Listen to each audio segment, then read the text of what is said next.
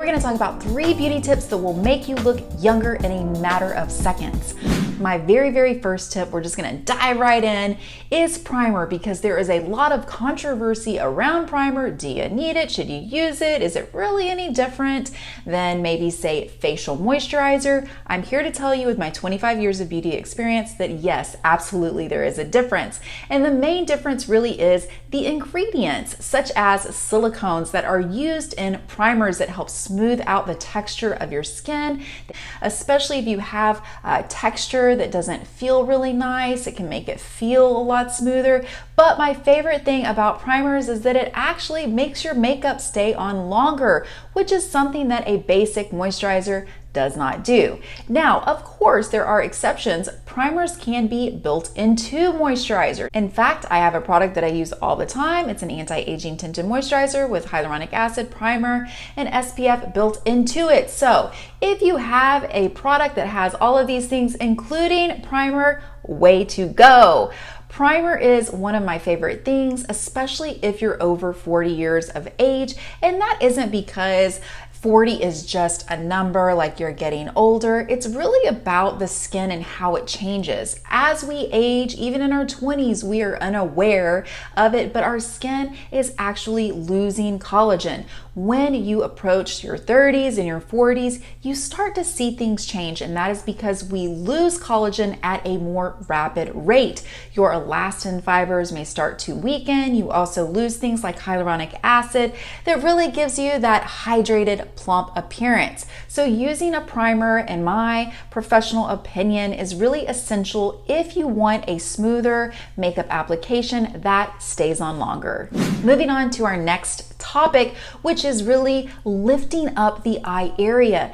There are so many more things that you can do that are so inexpensive, so time-saving and easy, rather than just turning to surgery. If surgery is your thing, more power to you. There are also services like Tixel that are really great for skin rejuvenation around the eye area, but of course they all come with risk involved and cost. And of course, what none of us want, downtime. So those are all things to consider when thinking about surgery or other elective services that can treat your eye area. But what I love about the eye area is that there are such simple, easy tips that we can do every day that can really make all the difference in the world.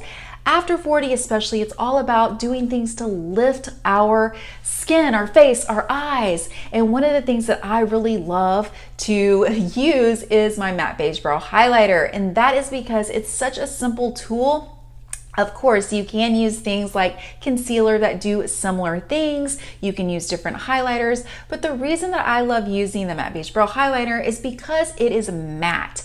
So at the very least, you want to choose something that is matte, because that way it will not move around all over your face. And unlike concealer, it really will stay all day long. The difference between the area above your eyes, the eyelid area, and underneath is that you don't have the oil glands down here. So we tend to get a little drier underneath our eye area, whereas on top of our eyelid, it can get a little oilier and messier, as you know, which leads to messy, crazy eyes throughout the day. So by using these different makeup techniques that I show you in all of my videos, including using eye primers, the right types of primers, and using setting sprays, things like that, those tips will help keep the eye makeup in place. But to help keep your eyes lifted and looking more youthful, you really do want to use something, especially underneath that brow bone, to give you an instant eye lift. You can even use the highlighter right here in the corners of your eyes to really brighten up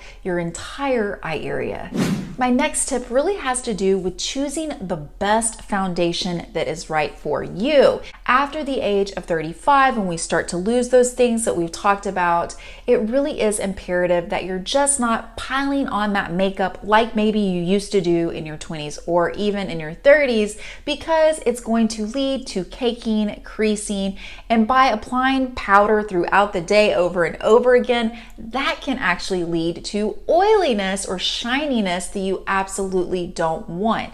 What I recommend is choosing something like our Mineral Liquid Powder Foundation that actually has a powder matte finish. Well, It may seem a little counterintuitive because if our skin is losing moisture, we generally want things that have moisture in them. And that's why you want to have a really good moisturizer as well as primer that we talked about earlier. But when it comes to your foundation, you really want something that's going to cover really well, and it's also going to give you a nice, smooth, even appearance without you having to apply a lot of additional makeup products on top of it, such as powder throughout the day. And I found that a huge secret and way to accomplish this is by using a matte powder finish foundation. Now, not all foundations are created equally, so the big secret around choosing a great foundation for more mature skin really starts with the prep of the skin. Make sure your skin is nice and hydrated. Make sure you follow that up with a primer, even if it's built into a makeup, that's great too. And then apply a foundation that has a powder-like consistency. That way you don't feel inclined to yet keep reapplying more makeup, especially powder throughout the day, which leads to more caking and more creasing.